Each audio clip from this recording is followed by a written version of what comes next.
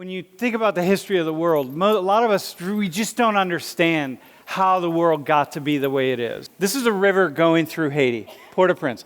Per capita income is $450. That means if you add up all the income in Haiti and divide by the number of people, that's the average income in Haiti a year. And it's not that Haiti is so inexpensive, because a beer, even at a wholesale beer place, is going to cost you about 70 cents. And that's my mark for how much things cost, right? How does one country have this and another country has this? And that's per capita income in Switzerland. How do you do that? It's not the DNA, it's not the genetics of the people. There's something else happening. Right? It's a complex array of factors and forces. It's not just because, okay, Haitians are black and the Swiss are white. It's like, nah, that doesn't do it. It's something, it's more complex than that. What happens? This is one of the great questions of life. How is one country this poor? It's not about Haitians. You know, Haitians are like the people who are Marilus's neighbors in the favela. They're people with pride, and people who, it's maybe their home. I've walked in people's homes where there's nothing but a dirt floor and a stool. And I walk in people's homes, they have pride. And they're like, listen, you sit in the stool. And then, wiping the stool off to make sure doesn't have any dirt on it. And like the pride, this is my house, welcome to my house. And what they're doing is they're going through and finding things that they can sell. Because that's their job. That's how they make money. And these people here, they have pride also. And they were born into a different situation. So for them, it's just a little bit different. They're not better. They're not smarter. And I can give my cell phone to a kid. Say, hey, can you fix my cell phone? And the kid will pull out these tools. And I'm like, not Apple tools. Like just tools. This is an old screwdriver and a knife. And pop my cell phone open and fix it.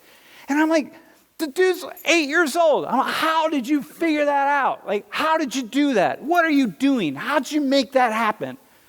Some people are dumb. People are amazing, and they're entrepreneurial, and most of us in here wouldn't survive a day in that situation. And that's brilliance in my mind, living in the favela where Mariluz lives. But it's not better than or worse than. And so how did that happen? Like, how does it happen? You got to study history. Most of us don't study history. We're not interested in history. And so we look at things like these photos and we're just like, okay, I get it. Whatever it is, I'm going to just deal with it. But then we live our lives making assumptions about how the world got to be the way it is. How are we here? How are we here? How are we here in the United States? It's like you can just say, well, because, I don't know, I guess we're better because we did this or we did that. No. There are actual reasons. I'm going to give you the history of the ontological history of the world. And it goes from there. And when you go from here, it's just like everything you do and everything you think about, even now and into the future, you got to just go like, okay, how is this? So what we're going to do is we're going to walk around this thing. It's like musical chairs. You ever play musical chairs? Right? Okay, so we're going to walk around this thing, and at some point in time, a bell's going to ring, and we're going to scramble to get on top, okay? Yeah, we're going to jump on top, and we're going to knock each other off to make sure that we want to win. We want to be on top. You want to be the first one, because it's king. You want to be king.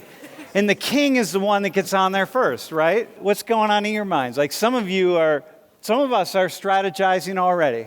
Some of us are like, yep, okay, how am I going to do that? How am I going to put my foot to get up there first? How am I going to throw an elbow at her, knock her out of the way, knock him out of the way while I'm putting my foot up there and I'm already on, right? I'm thinking about it, right? Choice, chance. And so Brian might be saying, yeah, I'm not going to scramble to get up first. I'm just busy in my own. I'm not even making a choice. Brian's just sort of in his own world. Even though he knows what's going to go on, he's not smart enough and thinking like, hey, he's not going to do it, right? Me, I'm thinking about it, I'm strategizing, but I got this dude here I got to contend with, man. But maybe in the end, Satchel's going to be stronger than me just because by chance, y'all, by chance. Not because he ate his spinach, just by chance, he happens to be bigger than me, right? And so when it comes time to scramble to the top, let's say we either use our brains or we get or something happens. But watch, hang on. But let's say there's this chair here. So now brains come in. We're like, oh, hang on. It's not just about strength, but there's a chair. And here's the deal. If you happen to be by where this chair is, oh man, like that chair is your ticket to get on top. That chair is just like, you're on. Here, you can't, there's no foothold here. So when the bell rings, if you happen to be here on the front and you can't get a foothold to get on top, you're not going to make it. But if the chair is there, you're like right here, you're on.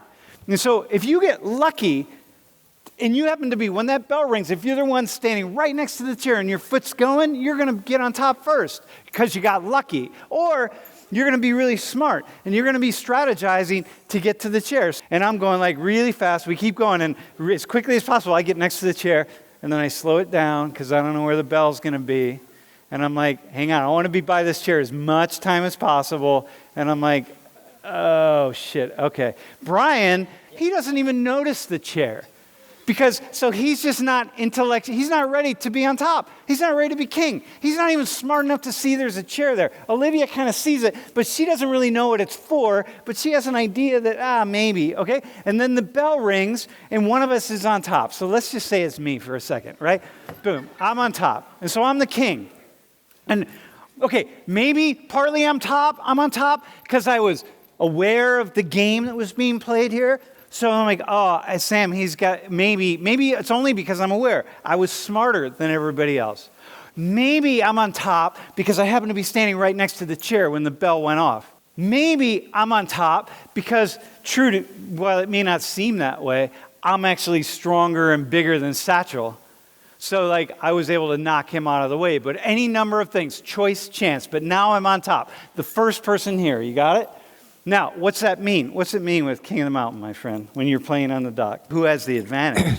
Oh, you have the advantage. You have the height. I got the height. I can use my leverage against you all. I can see you coming at me because you're not all in one team. You're all separate teams. You're all like separate people, separate ethnicities, separate cultures, separate nations, separate everything. So I have the advantage. I see you coming at me. And not only that, but I can be like, dude, I can pull my armies together because I'm going to have my armies or whatever it is. And I'm going to be like, Satchel, you're not allowed to get any closer than 10 feet, so you need to move back. I've taken care of him. I use my power because I'm here. Y'all, I'm king. You got it? I got up here. I'm king. I make the rules now. I'm making decisions about how the rest of you are going to be. Dude, don't touch the table, my friend. Back off just a little bit. And you're okay right there. I start to decide who gets to come up here. I decide what the rules are going to be. And I decide how we're going to move forward. I happen to be the first one I got here. The first one. If you don't study history, you don't know who the first people were in particular positions of power and how they either kept it or how they lost it or how they used it to ensure that they stayed powerful. You want to know how Haiti's poor? You can't look at Haiti today.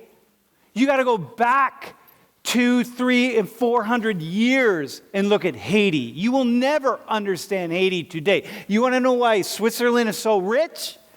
You don't look at Switzerland today.